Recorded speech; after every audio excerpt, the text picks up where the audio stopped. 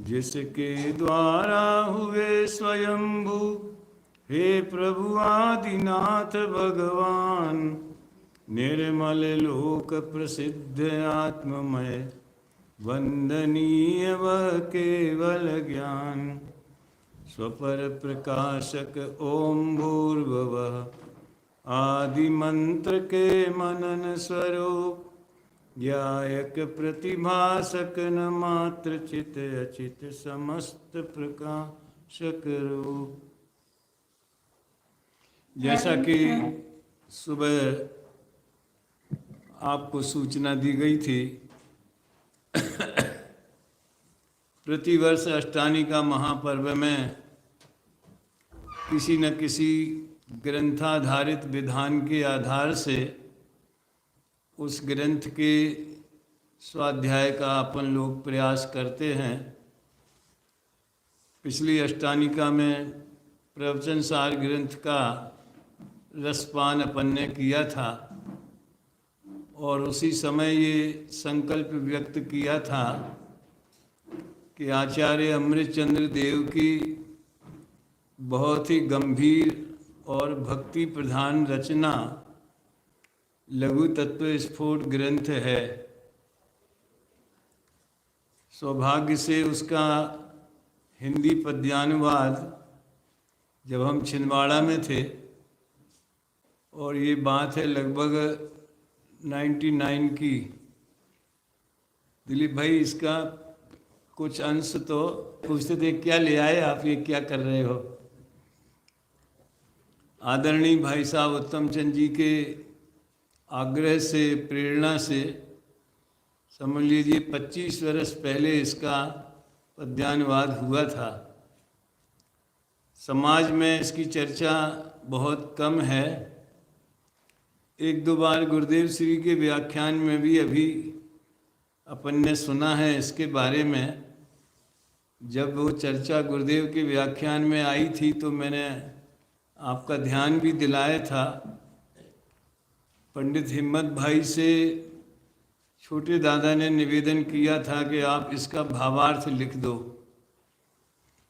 उन्होंने क्यों नहीं लिख पाए, लेकिन हरि भाई ने इसका गुजराती में अर्थ लिखा है संस्कृत के छंदों का। गुरुदेव भी इससे बहुत प्रभावित हुए थे, लेकिन उन अंत में उनके पास वो ग्रंथ आया। वह अहमदाबाद के श्वेतांबर लाइब्रेरी में ये उपलब्ध हुआ था और उन्होंने फिर इसको दिगंबरों को दिया। जो भी हुआ होगा इसके ग्रंथ के प्रस्तावना में सब डिटेल है। सबसे बड़ी बात ये है, अमृतचंद्र आचार्य की रचना आत्मख्याति, समय व्याख्या और तात्पर्य वृत्ति, ये तीन तो उनके टीका ग्रंथ हैं। समय सार, प्रवचन सार और पंचास्तिकाय के, उनसे अपन सब अच्छी तरह परिचित हैं। और समय सार में तो उन्होंने कमाल किया है कि गद्य टीका लिखने के साथ साथ उनका हृदय में आनंद तरंगें इतनी उछली कि उन्होंने 278 कलशों की भी रचना की। फिर उसके बाद में उनका एक और भी बढ़िया ग्रंथ चरणान योग की शैली का पुरुषार्थ सिद्धि उपाय, वो हमारे सामने उपलब्ध होता है।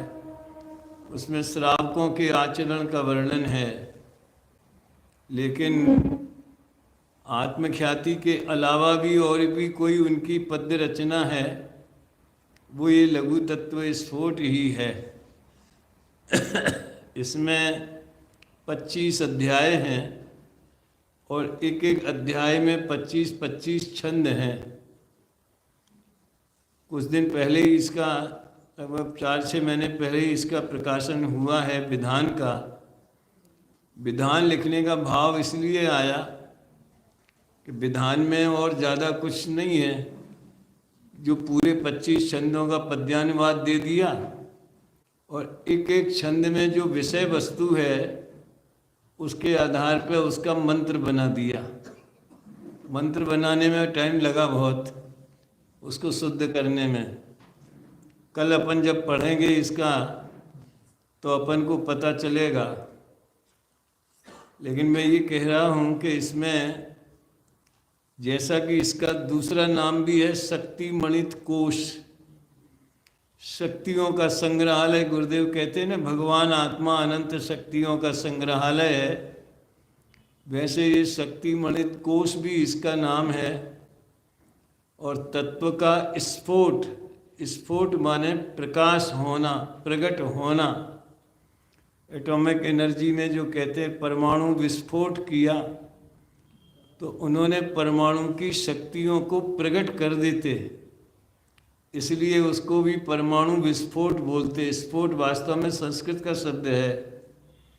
तो स्फोट माने प्रकाशित होना, प्रकट होना, दुनिया को पता चलना। इस विस्फोट नहीं किया जाए तो परमाणु में क्या पावर है किसी को कैसे पता चलेगा। तो अमृतचंद्र देव ने इसमें भगवान की स्तुति के बहाने तत्व का प्रकाशन किया है। जैसा कि इस विधान के कवर पेज पे आप देखेंगे, इसमें 3-4 वो थोड़े ब्लॉक से बने हैं।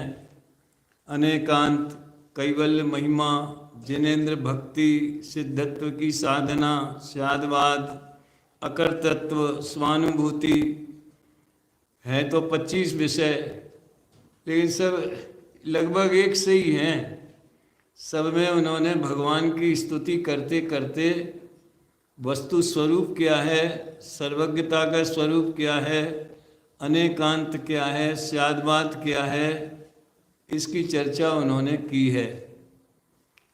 इसकी शैली इतनी अजब गजब की है कि जैसे समंत्र भद्राचार्य ने आप्त मीमांसा में बहुत गंभीरता से स्यादवाद और अनेकांत की चर्चा की है, ऐसा लगता है कि समंत्र भद्र ने ही अमृतचंद्र के रूप में पुनर्जन्म लेकर ये लघु तत्व स्फोट लिखा हो। इतनी दार्शनिक रचना है ये, जैन फिलॉसफी इसमें है।